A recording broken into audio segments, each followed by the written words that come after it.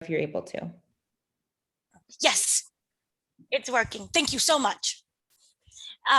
Thank you, Sally, so much for speaking with me. This docu-series, I love learning, and that's what it just is. This is a big thing where you learn so much. It's so much information that you never even thought of, and how it's entertaining on top of that, and it doesn't feel forced. And I just see myself just involved in what's going on and with the sharks. So my question to you, what was it about the sharks in particular to find out why they was coming and attacking, or not necessarily attacking as we learn, but why there was such an overpopulation, it seemed, of them that was now emerging? Yeah, it's still an unknown question, really, but of course, it seemed like such an anomaly, you know, what was going on. And so, of course, having a strong question at the basis of any film is a good place to start. And I think the fact that Chris is a surfer and such a passionate environmentalist, you know, it just seemed like a natural journey of investigation for him to participate in personally. So I was approached about the film subject. It wasn't one that I came up with myself, but I had been aware of, you know, how can you not, when seemingly every other day there was some news headline about another encounter. So when I was approached, I thought, yes, that's a really interesting subject. Chris is obviously charismatic, intelligent, committed candidate for the journey ahead. Fine, let's go, let's do it, you know. And also, we were so fortunate because we're in Australia, and at the time we weren't under curfew and lockdown, and you know, when a number of the team from Newtopia, who are the production company behind Shark Beach, came to Australia, they were like, oh my God, it's like being normal again, no masks, you know. So we were sort of very fortunate. We also had the capacity, given the low virus numbers at the time, to be able to produce the film. Right. Now, one of the theories that is mentioned... Oh, you're on mute, I think. Can you hear me? Oh, I can now. Thanks, okay. Dana. Yeah. One of the theories that was mentioned was the fact that because of global warming, the water is getting warmer, and sharks like that warm water. Was that always kind of what in the back of the mind of what could be one of the theories? Or did you just so happen that that is what you came upon through the midst of researching the documentary? Yes, I would say it's more the latter. You know, when you're sort of looking for answers, you tend to get more than one, and probably the answer is more than one thing. We don't really know. I'm reading a fascinating book at the moment called Fathom, which is actually about the world in one whale. Bear with me on the digression, but it's speaking about the commercial whaling that happened through the 18th and 19th century, and actually how today we really don't know what seismic change in the ocean, even though today, of course, commercial whaling largely has stopped and whales are protected largely, and so on and so forth. The radical change in the ocean that would have occurred 200 odd years ago because of that. So that's really fascinating. We don't even get into that in Shark Beach, but now that I'm reading this book, I'm thinking, maybe we should have got into that in Shark Beach.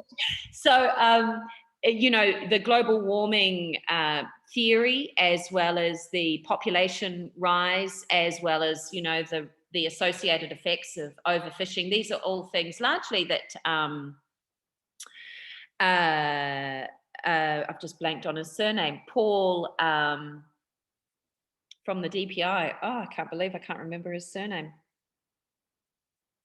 It'll come to me in a second, but Paul, who you see in the film, right, who we filmed with for days, and I can't even remember his surname. Butcher, Paul Butcher. That was something that came up in the course of conversation with Paul. Yep.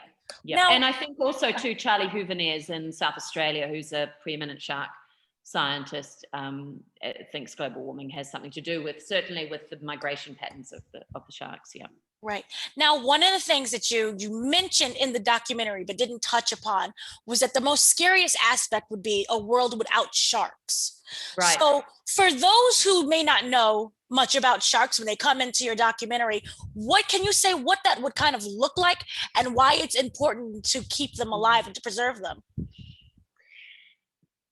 If you think of the ocean as a web, and if you snip any of that web, you don't have a very good web anymore.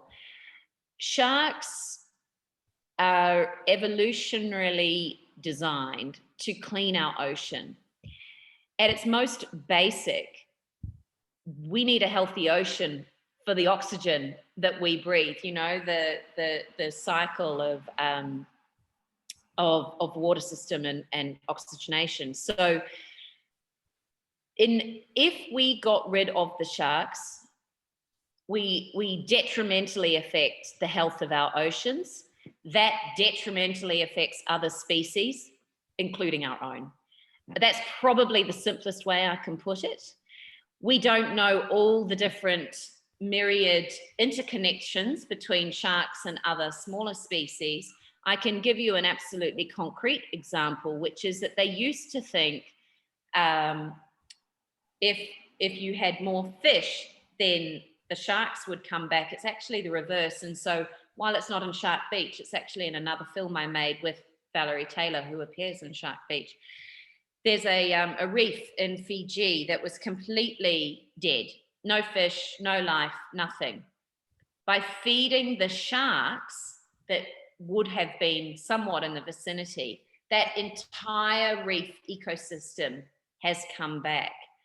The ocean, nature, it's been designed over millennia. You know, we don't have any real way of improving upon what nature has already designed to create the perfect climatic conditions for ourselves.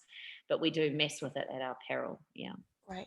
Now, one of the other things that was mentioned in the documentary or docuseries was that there is there was like the net catcher where it was to block off the sharks, but it was also killing the ecosystem. We saw the turtles and other fish that get caught into that.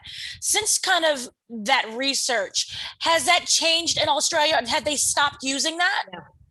Yes, it's a very live debate ongoing, but largely they are trying to phase out the mesh nets and replace them with a combination of either the baited drumline that you also see in the film.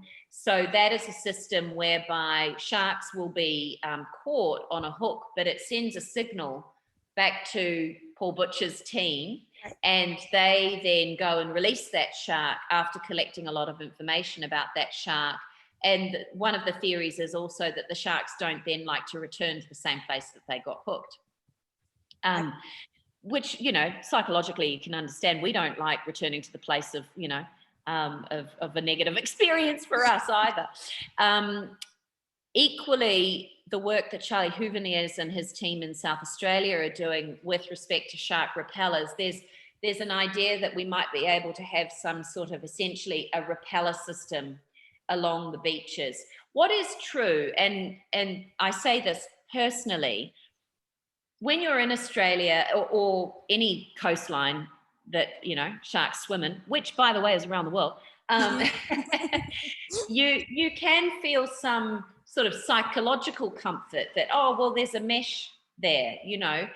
Actually, the evidence shows that more sharks can be caught on the inside of the net than on the outside, for one. Not to mention then, as you rightly point out, all the other marine species, dolphins, turtles. It's so sad and it's so cruel and it's so unnecessary. So I think when you understand that those mesh nets are not the same psychological benefit that you think they are, then you're quite comfortable with the idea of swimming in a non-meshed beach. Right. Yeah.